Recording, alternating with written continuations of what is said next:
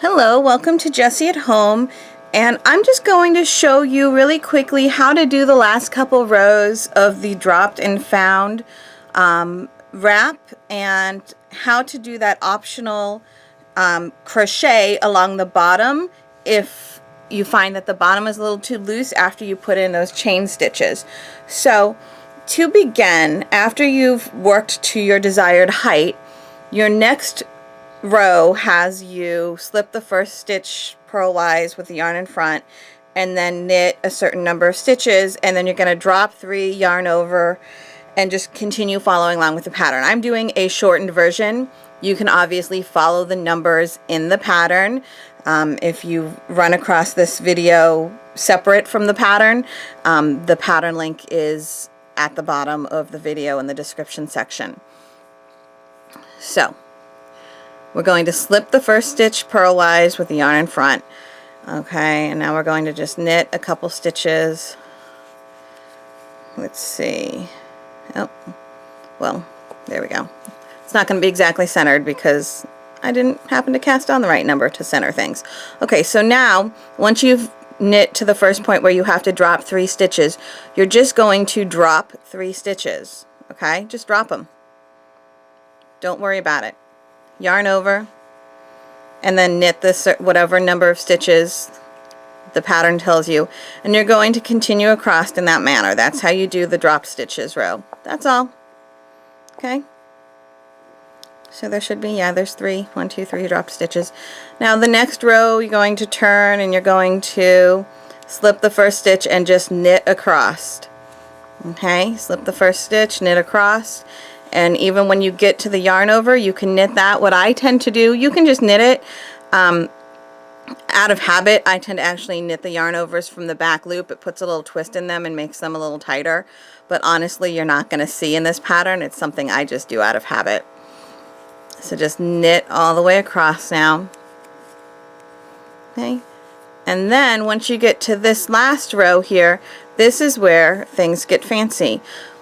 When I made my wrap, I used a circular needle just because there's so many stitches on there. I like to have a safe place to kind of move them all down to. So you want to get your stitches moved down so nothing's going to fall off the end. And then you have to pull these 3 stitches, the sets of 3 stitches that you dropped. You have to pull them all the way down, which for some yarn is easier than others. Okay, so as you go, make sure you're still pulling 3. If you end up with only 2, it means somewhere along the way one of them got caught and you have to go and find that one, because you need to be dropping the 3 stitches all the way down. Now we're going to get to the bottom, and the bottom is going to unravel. Our cast on is going to unravel.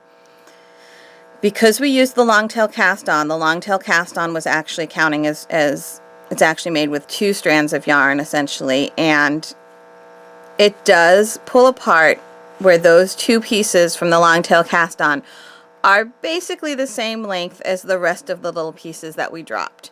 One of them might be a tiny bit smaller, but not enough to make things look bad in the pattern. If you use a different cast on, some of them won't drop. Some of them will drop but will give a really big loopy piece at the end that just is going to cause trouble because you're not going to know what to do with it. So the long tail cast on works for this. There may be another 1 or 2 cast ons that work for it as well, but between my tester and myself, this is what we found worked for us. So that's why I recommend it, because it would really stink to get all the way to the end of this, drop things, and find out that your cast on doesn't work. So I would just go ahead and trust me, or else make a teeny tiny practice piece if you want to try a different cast on to make sure it drops at about the same length. Now that we have all these stitches, I have you count them in groups of 4. Okay, so you just want to make sure that you have a multiple of 4. So there's 4, and then 1, 2, 3, 4, 1, 2, 3, 4, 1, 2, 3, 4, 1, 2, 3, 4. I happen to have a multiple of 4, so life is good for me. If you don't, if you have a multiple of 4 plus 1, 2, or 3 extra, it's explained in the pattern how to work in those extra stitches. If you were going to keep track of count how many rows you've made, then what you need to do is your cast on counts as will actually be 2 of those strands. So you do your cast on, and then you want to knit a multiple of 4 rows and then 2 more rows. And that will give you sets of 4 when you drop your stitches.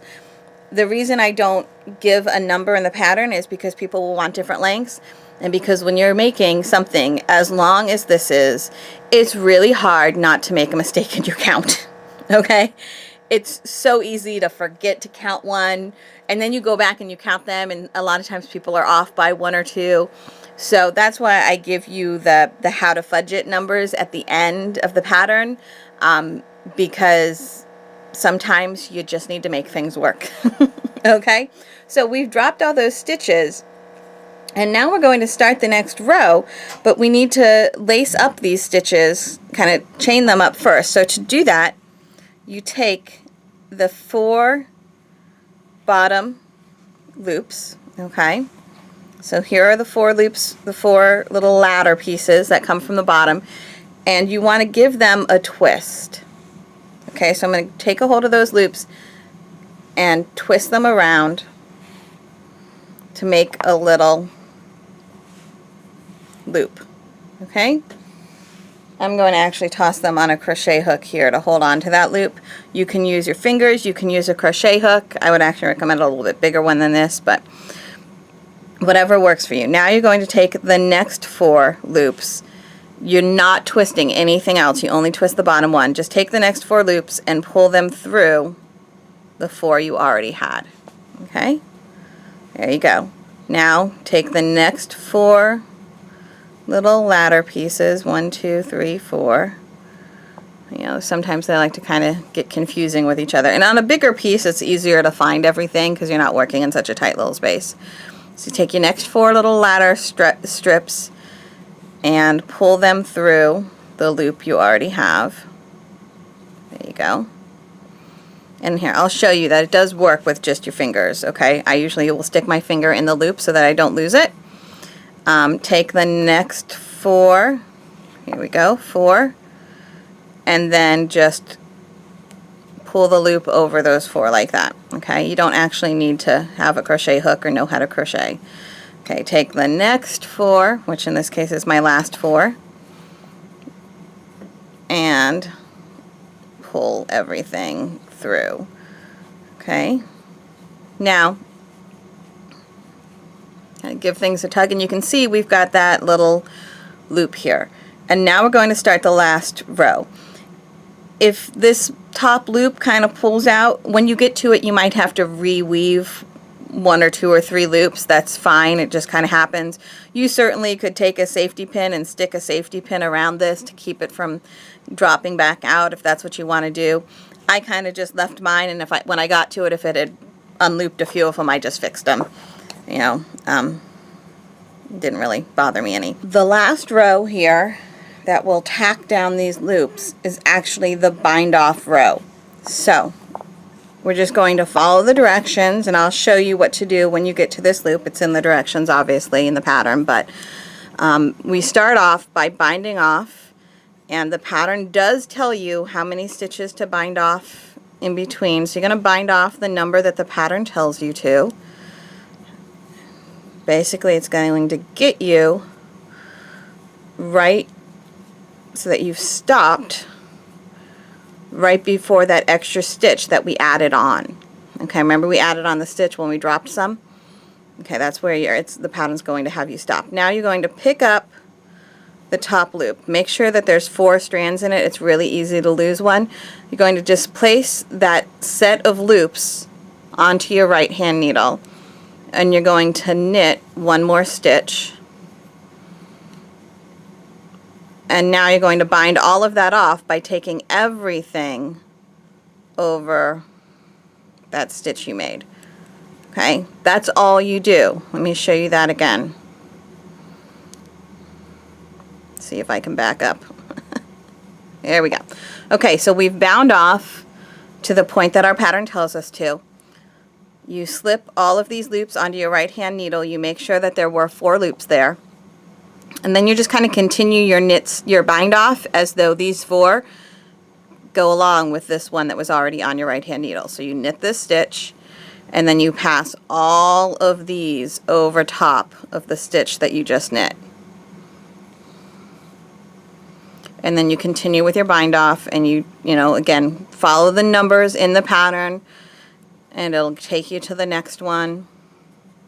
And you'll bind off, you'll close off the top of the loop when you get to that bind off. Okay, so there we go. Let me just pull this little ball through just to keep things from coming unraveled here. Okay, now I want to show you, here, let me show you this real quick first. So this is it. You can obviously clean up that edge nicely when you weave things off. That was just to keep it from, when you weave in your ends, and this, I just did it this way to keep it from unraveling for us. So you can leave it like this, but you will notice that this bottom ends up stretching a lot more than the top does, because the top has been secured with these knit stitches where the bottom has this freedom here. There's a couple things you can do. If you want to, you could pick up stitches. So you would know how many stitches were here based on what the pattern, you know, however many stitches you knit before you dropped things. You could pick up all of those and then just pick up all of this as one stitch. Pick up the next set of stitches, pick up the next loop as one stitch, and so on all the way across, and then just knit 1 or 2 rows to pull everything together. I would think, logically, that if you had started with a provisional cast on, you could probably do the same general idea, because with the provisional cast on, when you dropped everything, you should be able to, theoretically, I haven't tried it, but thinking logically, everything should still drop nicely, and then weave everything together, and then you have those loops already on the bottom to slide onto your needle and knit across a couple of times.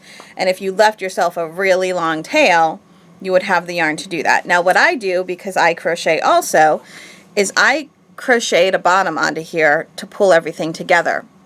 And I simply just went through one of these loops, grabbed my tail, I left a nice long tail, pulled it through, and then I did a slip stitch, which is just insert your hook into one of the strands of yarn on the next stitch on the bottom of the cast on, grab a loop, pull through everything, and then go to the next one. Insert your hook through one of the strands of yarn, grab a loop, pull through everything. And then when I got to the loop, I just grabbed one side. Either grab, you know, the front, or you can grab the back, but I just grabbed one set of 4. I did not grab all 8 where there's a twist. You see how this twists? This is where we put the twist. I did not put my hook through all 8. Just like I said, if you were picking up stitches to knit, I only picked up one set of 4. Yarn over, pull through everything. So that gives me my one stitch on the bottom of that set of loops. And then just keep on going, slip stitching across, and just count how many. The very last one you can go through 2 if you need to, and then you're just going to weave in your ends. And that, you might need to finagle things a little bit to make it look pretty there, but you can see it's no longer really loose. Okay, and that's all that I did to seal off the bottom. Was I just did a row of slip stitch across the bottom, and it really pulls everything nice and neatly together. Then you weave in your ends, and you are basically done. When you're doing that slip stitch across the bottom, it does help to check the stitches. I want to say that there were 9 stitches before the first set of drops, so you'll want to make sure you slip stitch 9, and then you slip stitch into the drop, and then I think there's 12 stitches between the rest of them. It's in the pattern. So you would slip stitch 12 and then slip stitch into the next loop. Slip stitch 12, slip stitch into the next loop. You want to make sure that you are slip stitching the proper number so that you don't pull your work in or make it grow out, because the whole point of doing this is so that when you're looking at the full piece, which is obviously much larger than this, the top and the bottom end up being the same length. That's the goal of doing this finishing either with knit or crochet at the bottom is to make sure the top and the bottom of your piece are the same length, because if you don't do anything at the bottom, your bottom will stretch a lot, and when you fold it in half, your bottom will pull out more than the top does. Okay, so there you have it. Hopefully that really helps you understand those last finishing steps on the dropped and found pattern, and enjoy. Thank you for watching.